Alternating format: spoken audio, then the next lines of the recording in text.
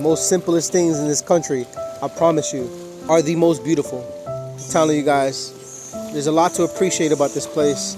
Not only that, but there's a lot to love about some of the heroes and legends that have lived and still are living in this country today.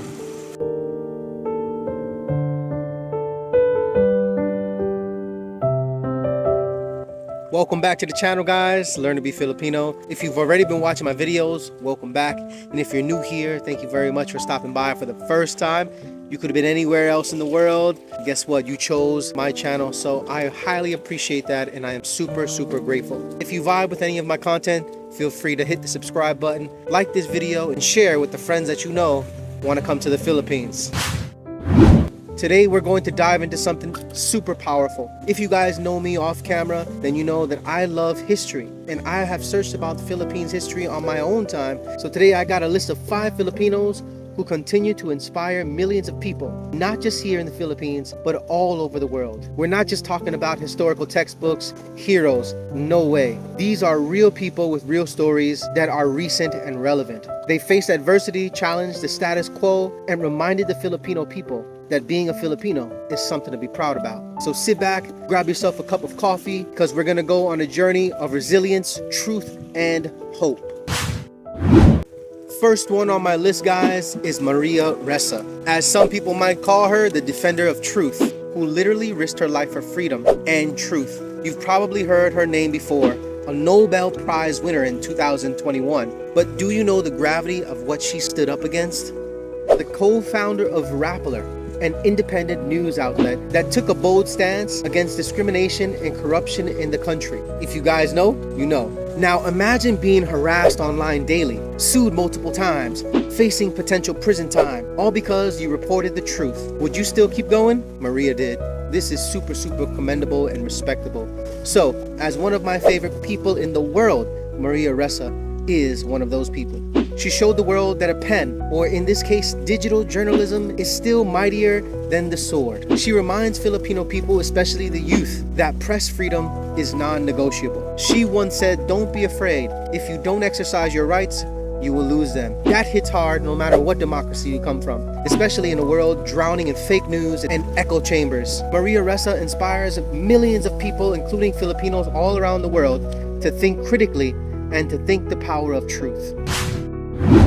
Alright, the next one, he is super famous even in the US at an 8 division world championship. The former flyweight world champion, former super bantamweight world champion, former featherweight world champion, former super featherweight world champion, former lightweight world champion, former light welterweight world champion, and reigning, defending WBO welterweight champion of the world. From the streets to the world stage. You guys knew he was coming up at some point in this video. This guy's story is particularly a modern Filipino myth, except that it's actually real.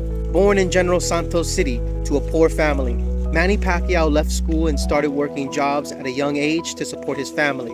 He lived on the streets, hungry, with only boxing as his only way out. Fast forward, and boom, he becomes an 8 division world champion, a record that may never ever be broken in the history of boxing. But more than titles, it's Manny's journey that hits hard the most. Why does he inspire so many? You see, he represents hope, the kind that says no matter how poor you are, you can rise above it all. He stayed humble even through global fame. He gave out scholarships and literally handed out money to strangers in need. Manny isn't just a boxer. He's proof that the Filipino fighting spirit is real. This is what we see back in the US when he used to take his political breaks. He'd come back and tell everybody how much he wanted to help the people in his own country. That's super commendable. Now let's talk about someone whose voice every Filipino knows, Jessica Soho. From the heart-wrenching documentaries to feel-good stories from the provinces, she's brought the lives of ordinary Filipinos to the national spotlight. Now this woman is a true hero. Jessica started as a journalist during the martial law era, working her way up with integrity and excellence. With her show Kapuso Mo, Jessica Soho became a staple in Filipino households, not just because of the content, but because of how she told her story. I mean, if you've been here long enough and you watch some Filipino shows, who else could interview a farmer and make millions of people cry and feel proud at the same time? She inspires and she amplifies the voices of the voiceless. Her journalistic integrity is untouched by scandal.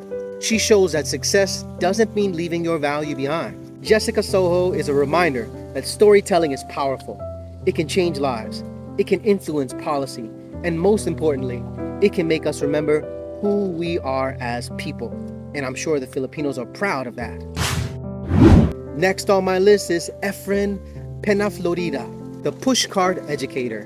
Now this one, wow, it hits deep. Efren Peñaflorida, the man who brought education to the streets, literally to the street. Growing up in a rough part of Cavite, Efren saw how gangs would recruit kids who had nothing to do. Instead of giving in, he created a group called Dynamic Teen Company.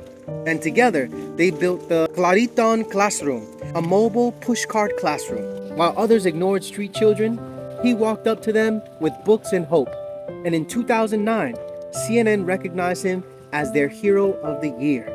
He tackled poverty through education. He showed you don't need millions to make a difference. He gave Filipino youth something priceless: dignity.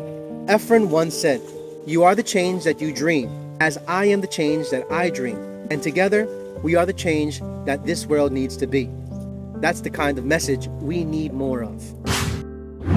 And last on my list, the nation's strength. This woman literally lifted the nation on her shoulders and made history. Hidilyn became the first ever Filipino to win an Olympic gold medal. But her journey wasn't easy.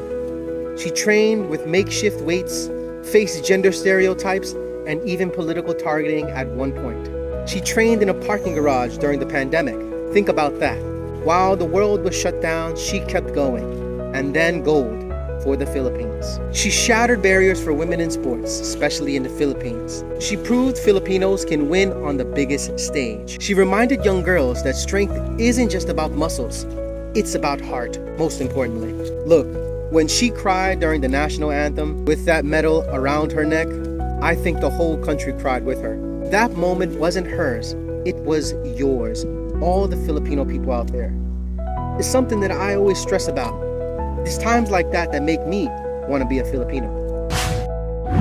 So, what do all these incredible Filipinos have in common? Maria, Manny, Jessica, Efren, Hidilyn, different fields, different stories. But one thing ties them all together. They never ever gave up. They showed everybody that when life throws everything at you, poverty, injustice, criticism, or doubt, you don't have to stay calm. You can rise, you can inspire, and you can lead. And maybe that's the challenge for us today. To be inspired, yes, but more importantly, to be the inspiration. Thanks for watching, guys. And if you were moved by these stories, let me know in the comments who inspires you the most. Like, comment, and I'll see you on the next one, guys. Peace. Know you used to love me. I know you got someone.